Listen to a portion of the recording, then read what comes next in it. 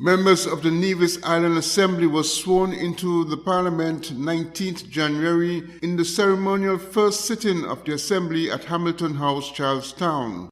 The event was attended by members of the Federal Cabinet, including Prime Minister Dr. Terence Drew, as a new President of the Assembly, Ms. Michelle J. Slack, was elected. On the government benches are elected members CCM's leader Premier Mark Brantley, Deputy Premier Eric Evelyn, and member Spencer Brand, while on the opposition benches is NRP's leader Dr. Janice Daniel Hodge, elected for the first time to sit in the Assembly, as well as re-elected NRP member Cleon Stapleton Simmons. There are also several senators on both sides of the Nevis Island Assembly.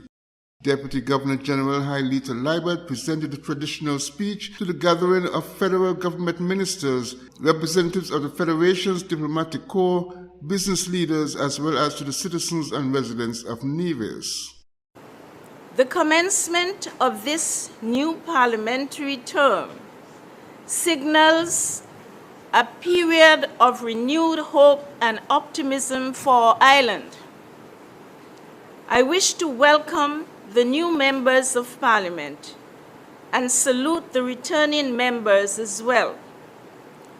Your presence in this Parliament is a clear demonstration of your willingness to devote the time and energy to work in a constructive way to further the interest of the people of Nevis. Elections are now behind us. Now is a time for governing. It's a time for us to work together, aspire together, and prosper together. Let us all move forward. Let us build Nevis together. We are forever mindful that democracy is the rule by the majority, but not at the expense of the minority. Your government therefore pledges to be a government for all, regardless of their nationality, race, creed, or political persuasion. By our deeds and words, we will manifest that our island is one Nevis under God. The ceremonial opening comes after the December Nevis elections, keenly contested mainly between the Concerned Citizens Movement and the Nevis Reformation Party. Glenn Bart reporting for SK Newsline. According to Prime Minister Dr. Terence Drew, loans issued by the Sugar Industry Diversification Foundation, the SIDF, to Christophe Harbour and to Kitishan Hill have not been forgiven. The multi-million-dollar loans issued were controversial with the local population that expressed that such monies could have been invested in other areas such as social requirements and infrastructural development. Prime Minister Drew, speaking at his first press conference for 2023, said the loans are being repaid while SIDF has partial ownership of Christophe Harbour. I would say from the onset, the SIDF has not forgiven any loan. I want to make that clear. The SIDF has its interest in the Christophe Harbour, we know that, and it owns about 30% of that development presently. And that is where it resides, the ownership with the SIDF, well at 30%. So there's no forgiveness, neither from the SIDF standpoint or from the Kitishan Hill standpoint. Well, Christophe Harbour, yes, it's still a viable project. It is a project that is seeking, of course, new investments and so forth. So basically, if Christophe Harbour is worth about $600 million now, 30% of that belongs to SIDF. You're asking a question about a loan, that the monies that were given. I'm saying that the SIDF has more than that. SIDF owns 30% of the project as it actually stands at this point in time. So I know you are referring to because there was some fake thing going around that SIDF is forgiving a loan to Christophe Harbour. I am saying that that is not so. While Christopher Harbour and the Cottition Hill developments are two of the major high-end developments on St. Kitts, the SIDF loans were not considered acceptable by many citizens. Glenn Bart reporting for SKN Newsline.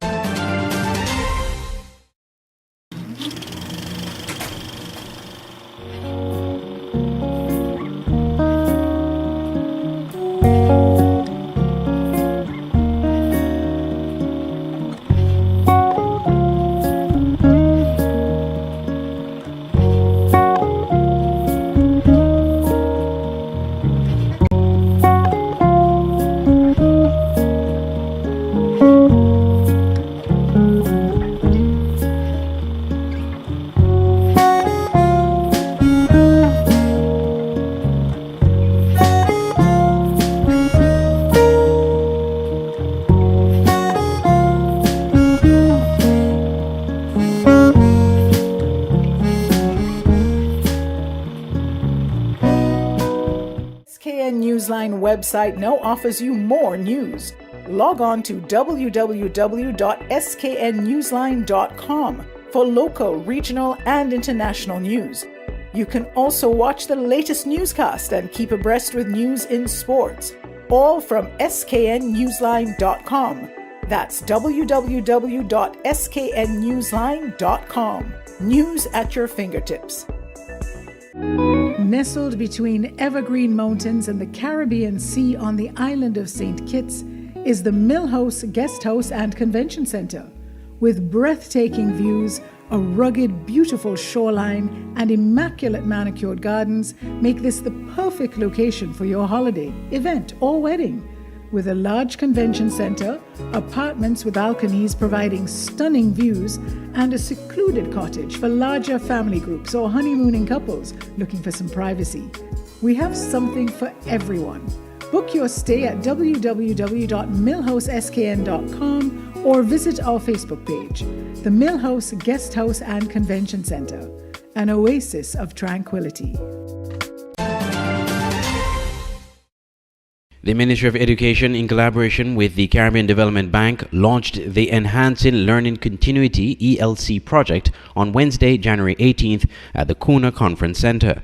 Dr. Martin Baptiste, Chief Social Sector Division, Caribbean Development Bank, explained the role of CDB in the actualization of the ELC. He said, quote, "On behalf of the Caribbean Development Bank, it is a pleasure to participate in the launch of this Enhancing Learning Continuity project.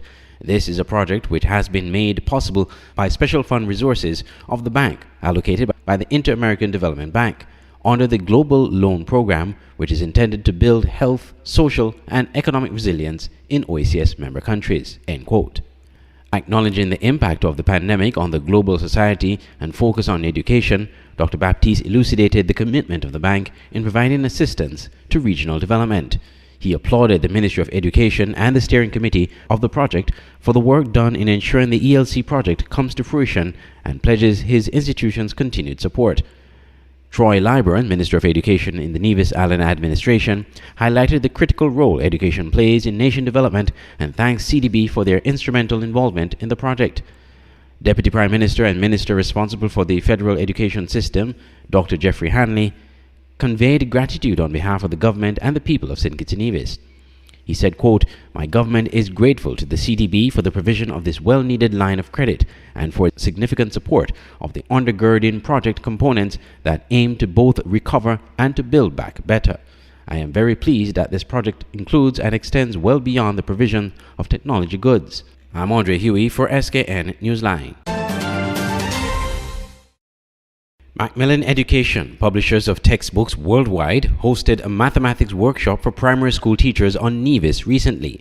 The session, held at the Jessop's Community Center, focused on reinforcing a variety of teaching methods designed to enhance the classroom experience and boost student results. We'll be focusing on how to use activities that are fun and playful and involve children using small objects to think about mathematical concepts, and how the teacher can use their questioning to deepen their understanding based on their explorations and play. And it's called the CPA approach, which is using manipulatives to explore mathematical concepts and build a deeper understanding of mathematics. I'm lucky to be here to work with the teachers today and over the week. So I'm really looking forward to the opportunity. The training was also used as an opportunity to introduce teachers to the Macmillan Education's newly released Max Math Primary School series. I'm Andre Huey for SKN Newsline.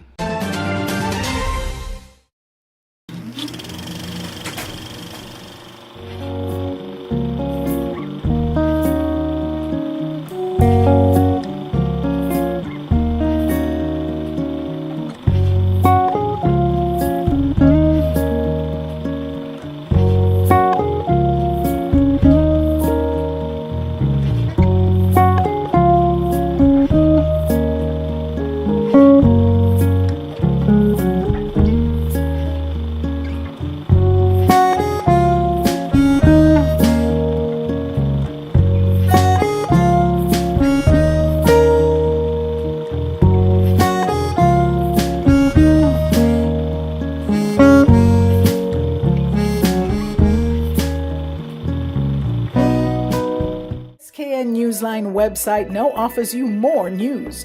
Log on to www.sknnewsline.com for local, regional, and international news. You can also watch the latest newscast and keep abreast with news in sports, all from sknnewsline.com.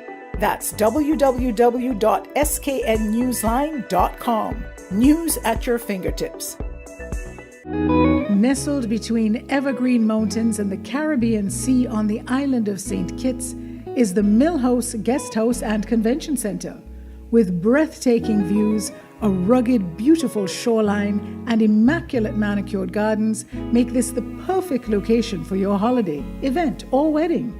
With a large convention center, apartments with balconies providing stunning views, and a secluded cottage for larger family groups or honeymooning couples looking for some privacy. We have something for everyone. Book your stay at www.millhouseskn.com or visit our Facebook page, the Mill House Guest House and Convention Center, an oasis of tranquility. Auto Plus Car Wash, located on the College Street Gut, Bastyr, St. Kitts. Bring your car to Auto Plus Car Wash to remove water stains, wiper marks. Get your doors, roof panel cleaned, seat floor mats, buffing, headlights, and engine wash. You get quality service at the best price at Auto Plus Car Wash. They really care for your car. Call 765-5140 or visit them on the College Street Gut, Bastyr, St. Kitts. Auto Plus Car Wash, where the service is number one.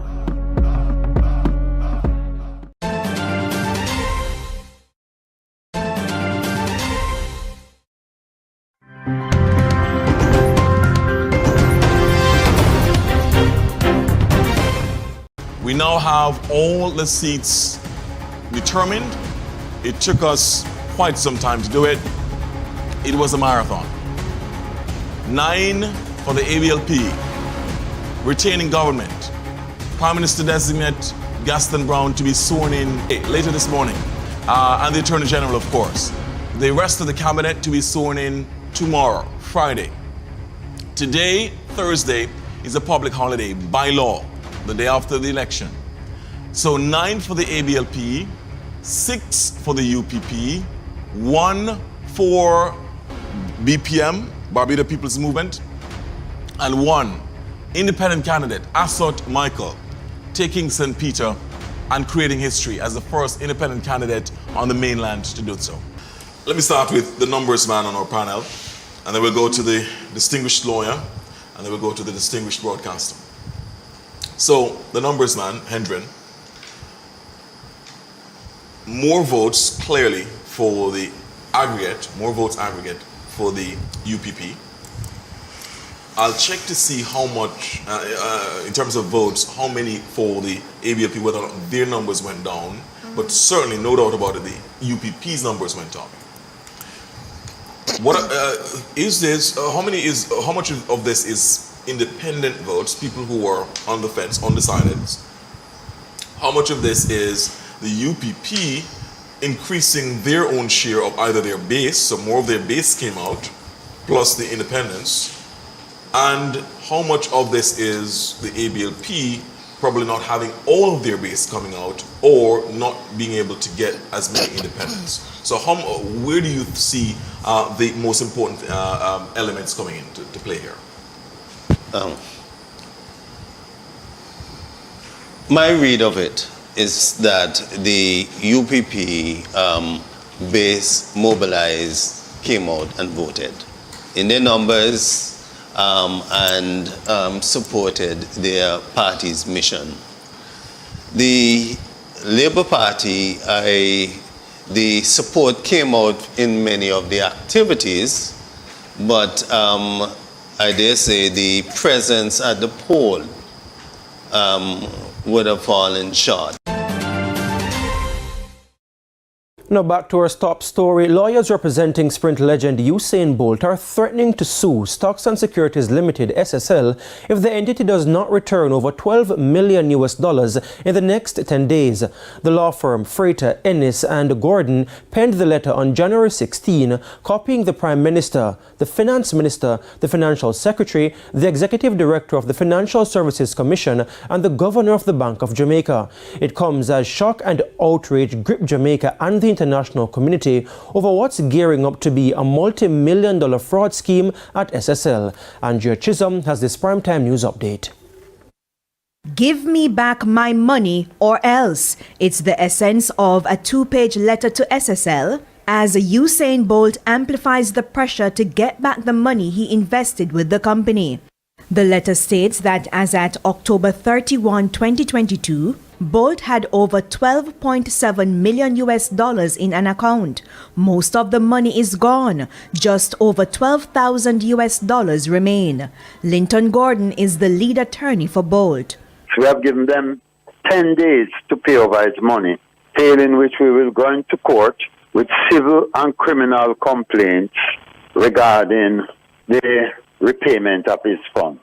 The letter has been sent by email and it's been hand-delivered, and I am confident that it is already in the hand of someone there who is responsible for a response to us.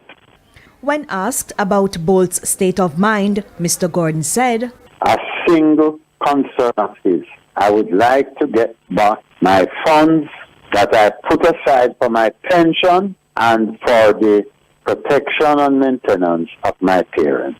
Meanwhile, Bolt's legal team is also thinking about taking action against the Financial Services Commission (FSC). The Gleaner reported on Tuesday that in 2017, a staff member at the FSC flagged SSL for a culture of non-compliance and mismanagement of client funds. Mr. Gordon says it's unacceptable that the FSC knew about a problem with the financial institution and didn't inform the public. Their conduct resembles a failure to supervise, to direct, and to ensure proper procedure, if not a refusal to enforce the law that they are established to enforce. And that is a matter that the FSC is going to have to explain to us, and we are looking at the options to see whether or not we are entitled to call upon in that body to account for its failure to do what it was established to do. Mr. Gordon went further. We believe that if the FSC became aware some 10 years ago that this institution had a problem and was not being operated in compliance with the rules and regulations, to turn a blind eye or to exercise willful blindness in those circumstances and fail to take action must be a case of irresponsibility and a lack of performance of duty to the detriment of my client and the other persons who are now facing this challenge. It's left to be seen how this issue will be resolved. Jamaica's financial and economic reputation has been taking a battering locally and overseas. Andrea Chisholm, TVJ News.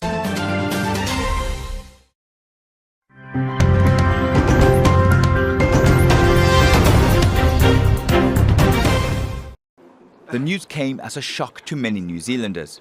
Prime Minister Jacinda Ardern announced her resignation at a media conference on Thursday. I had hoped to find a way to prepare not just for another year, but another term, because that is what this year requires. I have not been able to do that. I know what this job takes, and I know that I no longer have enough in the tank to do it justice. On the streets, there was a mixed reaction. Oh man, I thought she was all good. No, I liked her. I thought everyone else liked her, man. Well, why'd she do that? I don't think she was doing very well in the polls anyway, so, it's a good time for her to sit down. I think she's looked after the country over some pretty difficult times, so, kind of wish her all the best for the future. I think she's done an amazing job with the situation she's been put in. Ardern led New Zealand through the Christchurch massacre in 2019, in which 51 Muslim worshippers were shot dead. She was quick to call it a terror attack targeting Muslims, and in the days following wore a headscarf when she met members of the community, saying the country was united in grief. Ardern was widely praised for her swift response to the COVID-19 pandemic. New Zealand imposed some of the toughest pandemic rules that lasted 2 years. It's recorded one of the lowest death tolls from the virus, but that came at a cost. Recent opinion polls suggest the Prime Minister's popularity has dipped and the Labour Party's approval ratings are down, with unfulfilled election promises and a cost of living crisis. Overseas, she's definitely viewed very well, whereas I think internally she's probably maybe lost the public's acceptance a little bit. No, it was time for her to go, and no one in their right mind would have voted for her, surely. Ardern was held as a progressive leader. She was only the second woman after Pakistan's Benazir Bhutto to give birth while in office. And perhaps what people will remember most is the empathy and compassion she showed in moments of crisis.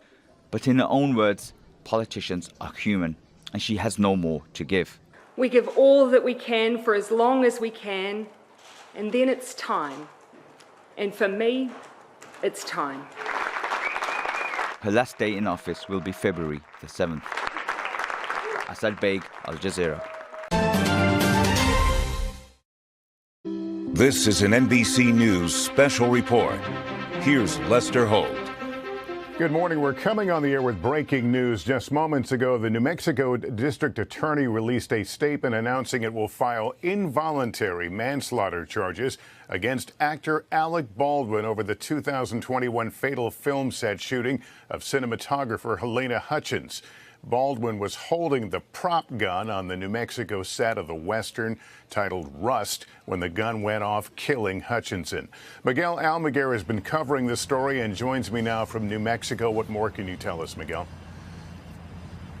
Well, Lester, this decision has been a long time in the making. The Santa Fe County Sheriff's Office has been reviewing and investigating this case for over a year now, and the DA's office here in Santa Fe County has been looking at that investigation for over 3 months before officially making their decision today. As you know, Alec Baldwin will face involuntary manslaughter charges. So will Hannah Gutierrez-Reed. She was the prop master in charge of the weapons. Now, it does appear Dave Halls, the assistant director who handed Alec Baldwin that weapon and yelled out cold gun, meaning it was safe to use, has struck a plea deal. He'll face probationary measures here in Santa Fe. Lester, this is a big investigation that has taken several agencies months to figure out. There was body camera footage that was sorted through. There was texts, phone calls, emails that were sorted through. The FBI ran the ballistics tests on the weapon that was used in this shooting. So it certainly has involved several agencies. This decision has been a long time coming, and now we know Alec Baldwin and the prop master, Hannah Gutierrez-Reed, will face involuntary manslaughter charges, Lester. All right, Miguel, let me ask you to stand by while I turn to Danny Savalos, an NBC News legal analyst. Danny, what is the bar here for involuntary manslaughter? There are several different ways that the state can get to a conviction under the involuntary manslaughter statute in New Mexico, but really only two could possibly apply to Baldwin. One is a lawful act, which this was, using a gun on a film set, that is done in a criminally negligent manner. And that is a bit of a misnomer because what it really means is recklessness. It means the conscious disregard of a known risk. And the other option is use of a firearm in just a merely negligent manner, which means that the conduct fell below the applicable standard of care. And believe me, this will be a battle of the experts. You're going to have stunt experts, armor experts, movie set experts. You're going to have all kinds of firearm experts as well. So that may be the option that the state used because that mere negligence standard is so light. But as much as I believe that Baldwin would be charged, I think it's a misstep for the state to charge him because all these statutes deal with a weapon that someone knows to be a weapon. As far as Baldwin knew, he was handling a block of wood or a piece of plastic. He was assured by other people this is not a conventional gun. This may be one of the few cases in the history of firearms cases where you could reasonably say that somebody looking at something that looks exactly like a gun could reasonably believe it wasn't a gun. So I think it's very difficult for the state to get to beyond a reasonable doubt, and I anticipate this may result in an acquittal for Baldwin.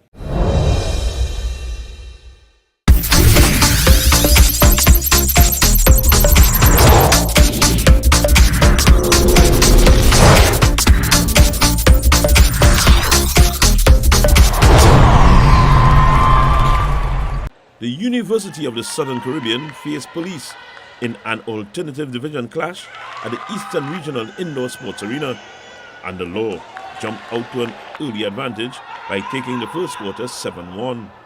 USC continued to struggle in the second, just scoring 2 in that period, while police doubled their tally, 14-3 the score at the half. Only 9 points were scored in the third, as both teams found it difficult to establish a rhythm, but police maintained a healthy advantage, 19-7 going into the final period. In the end, USC could only get to 13, with goal attack Jelena Grant hitting 9 of her 14 attempts, while Michelle Williams was perfect with 4 from 4. Police closed out the game with 24 points. Goal shoot Mariah Harridan with a 50% record, hitting 9 from 18. Similar stats for Kayla Cooper with 8 from 16, and Shania Millett scoring 7 of 13. In Game 2, MIC outplayed UE 30-14. The university was never in it and trailed 19-7 at the half. At the final whistle, goal shoot Natalia Kreese got in 3 of her 8 tries, and goal attack Ashaki Kark 11 from 20 for MIC. Tiffany Gonzalez had a stellar evening with 28 from 34.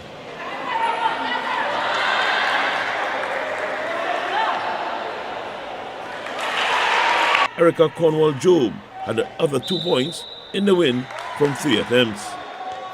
The most competitive game of the evening was the retro division encounter between the Defense Force and Marvelites. The military ladies had a 4-point lead at the half, 11-7 the score.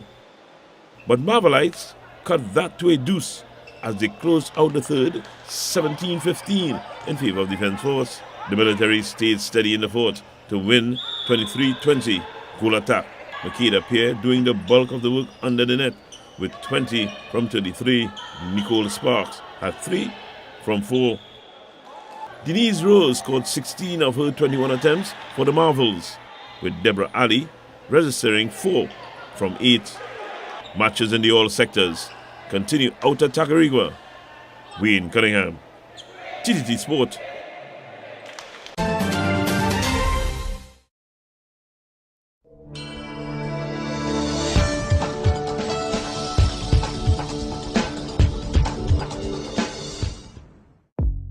Welcome to the SKN Newsline Weather Report. I am Janil Boone.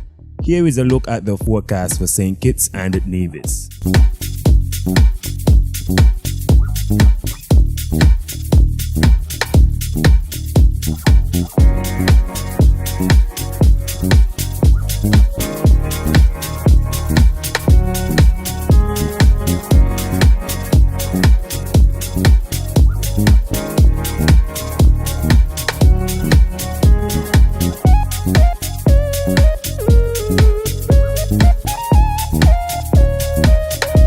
More detailed weather report, visit our website at www.sknnewsline.com.